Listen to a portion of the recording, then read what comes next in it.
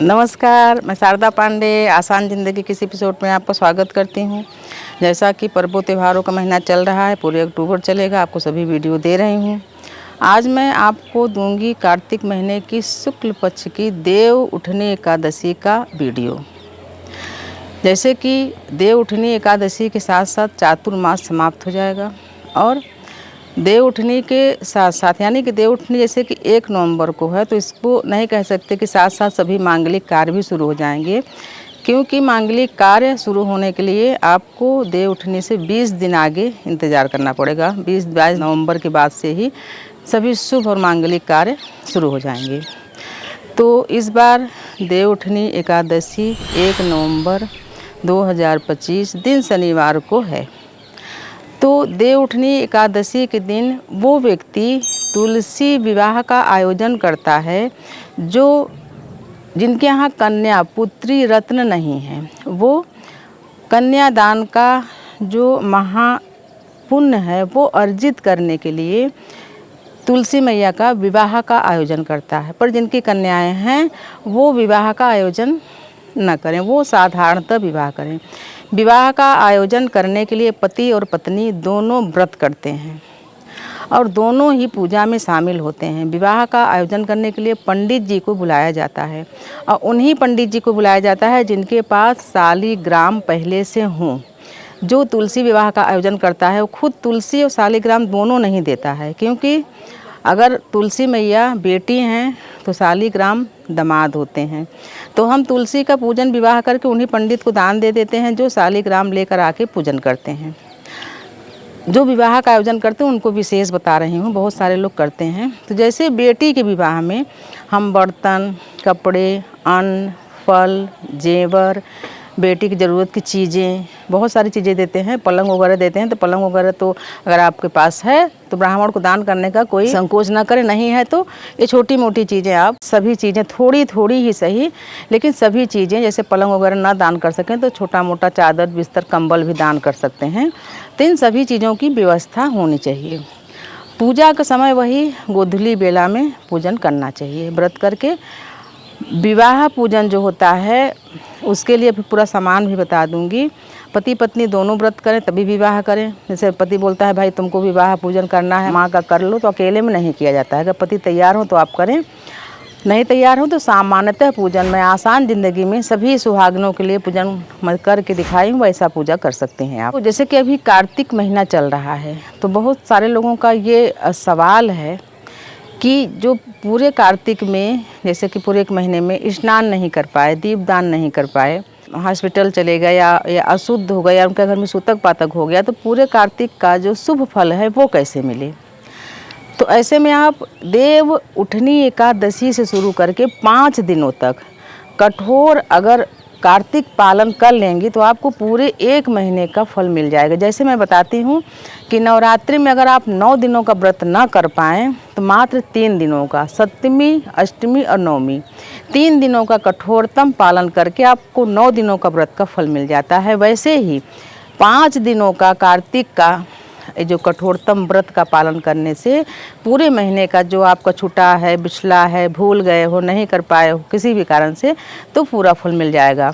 एकादशी, द्वादशी, त्रयोदशी, चतुर्दशी और पूर्णिमा, ये 5 दिनों का आप पूरा करके 5 दिनों का अगर चाहें तो आप व्रत भी कर सकती हैं। उन्हें जो वर्जित चीज़ें बताई गई हैं, गाजर, गोभी, बैगन, ये सब चीज़ों को ना खाना, उड़द, ये सब चीज़ें ना खाना, तो ये भी व्रत में रहता है। सात्विक 5 दिनों तक भोजन करके, स्नान करके, तुलसी मैया को दिया देकर आरती करके, ये आप 5 दिनों का व्रत करके कार्तिक स्नान का जो पूरा फल है 1 महीने का ले सकती हैं। तो जो सुबह जो ब्रह्म मुहूर्त में स्नान किया जाता है वो एकादशी के दिन है। ब्रह्म मुहूर्त सुबह का 4:50 यानी लगभग 5 बजे, 4:50 से आप बिस्तर छोड़ दें यानी उठ जाएं और उसके बाद 5:41 तक ब्रह्म मुहूर्त का स्नान आप कर लें। ये एकादशी का है।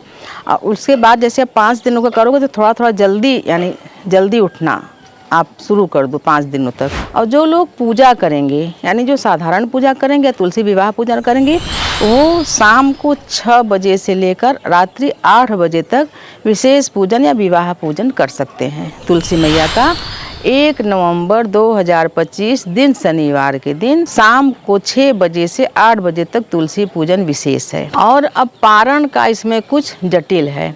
जो व्रत करेंगे एकादशी के दिन तो उनका जो पारण का मुहूर्त है वो जटिल है। वो जटिल क्यों है? 2 नवंबर को पारण किया जाएगा, जो कि दोपहर में 1:11 से पारण शुरू हो जाएगा, जो आप 3:23 तक कर सकते हो। कहते हैं कि जो व्रत किया जाए उसका पारण का मुहूर्त देख कर ही किया जाए। कभी कभी जैसे कोई विशेष नहीं रहता है, अपना दूसरे दिन या 9 दिन का व्रत किए, सूर्योदय के बाद नहा धो के पारण कर लिए, लेकिन इसमें पारण का 1:11 से 3:23 तक है।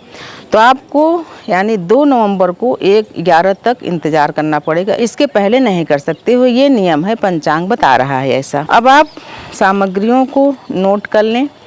पहली बात तो ये कि जिनके पास शालिग्राम है उन्हीं को पंडित जी को बुला के पूजन करवाएंगे, वही पूजा करेंगे।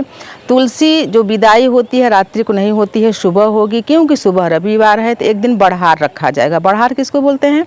जो पुराने लोग हैं उनसे पूछना कि पहले माता सीता के यहाँ 1 महीने बढ़ार रखे थे। भगवान राम जी जब गए थे विवाह करने तो जनक जी बोले कि आप चले जाओगे तो हमारी पुत्री को भी ले जाओगे। तो 1 महीना दशरथ राजा दशरथ सभी मंत्रियों के साथ बारातियों को 1 माह तक रोके थे, हमारे मोह के मारा। पहले उसको बढ़ार बोलते हैं। फिर राजा जनक बोले कि हमारे भी राजपाट को करना है, प्रभु जाने दो, इतना मोह मत करो, क्योंकि पहले आने जाने का जो था रथ था वो था, महीनों में लोग पहुँचते थे। तो जो चीज़ों को मैं बता रही हूँ भले ही थोड़ी थोड़ी ही सही, इन सब चीज़ों का तुलसी विवाह में अगर आप करेंगे तो इनका ज़रूरत पड़ेगा। जैसे कि 5 बर्तन, ऐसा तुलसी मैया के साथ विदाई के समय दे देना है। 5 कपड़े रहेंगे तुलसी मैया के लिए। भगवान श्री हरि विष्णु जी के लिए पीली धोती रहेगी। गठबंधन करने के लिए पीला गमछा रहेगा। जो साड़ी तुलसी मैया को उड़ाई जाएगी और भगवान श्री हरि विष्णु जी को चढ़ाया जाएगा, एक ऊपर से गमछा जिसको उपवस्त्र बोलते हैं उसमें गठबंधन किया जाएगा, एक पीला गमछा भी रहेगा। पंडित जी के लिए आप 2 कपड़े दे देना, वैसे 5 कपड़े देते हैं। 5 तरह के अनाज। वैसे तो नियम ये है कि जब बेटी की विदाई होती है तो पूरे 1 साल के लिए खाने के लिए अनाज दिया जाता है, जिसमें गेहूँ, चावल, दाल, मटर, चना, उड़द, तो जो भी हो 5 तरह के अनाज, 5 तरह के फल, 5 तरह की मिठाइयाँ, ये सब बनवा के बेटी को दिया जाता है। 16 श्रृंगार की सभी चीज़ें जिसमें मीठा पान वगैरह भी रहेगा, माँ तुलसी जी को चढ़ाओगे, तुलसी मैया के गमले के साथ उसको दे दोगे। और अगर तुलसी विवाह नहीं कर रहे हो तो इन सब चीज़ों की उतनी आवश्यकता नहीं रहेगी। कोई चीज़ों की ऐसा साधारण पूजा आप करोगे, जैसे कि पेठा है, मुरब्बा जरूर चढ़ाएं। एकादशी के दिन आंवले का दान स्वर्ण दान माना जाता है। रामदाना, रेवड़ी, ये सभी मिठाइयाँ, दूध की मिठाइयाँ, ये सभी चीज़ें चढ़ाई जाती हैं। तो सभी चीज़ें हैं, आप इनको मंगवा लें, कलश वगैरह रख के पूजा करें। गन्ने का मंडप बनाएं, उस मंडप के नीचे गमला रहेगा, तुलसी जी का कलश रहेगा। 11 दीप दान करेंगे। आप पूजन के समय पंडित जी को आसन देंगे, आसन पर बैठा के। अगर आप विशेष तुलसी विवाह नहीं कर रहे हैं तो इन सब चीज़ों की आवश्यकता नहीं है, यानी मंडप वगैरह तो बनाएंगे ही, बाकी जैसे बर्तन कपड़े बोल रहे हैं उनकी आवश्यकता नहीं रहेगी। देवी तुलसी मैया जी के लिए कपड़े वगैरह उसको श्रृंगार जरूरत पड़ेगी। तो रविवार के दिन आप विदाई नहीं करोगे, रात्रि के समय एक आप बड़ा दीप जलाओगे जो सुबह तक जलता रहेगा। पंडित जी से बता देना कि सुबह 7 बजे आके तुलसी मैया को ले जाएं। सुबह सोमवार के दिन तुलसी मैया को सभी चीज़ों के साथ, यानी आप भी नहा धो के तुलसी मैया का गमला आप पकड़ाएंगे, सभी चीज़ों को पंडित जी को पकड़ा के देंगी तो वो दान माना जाएगा।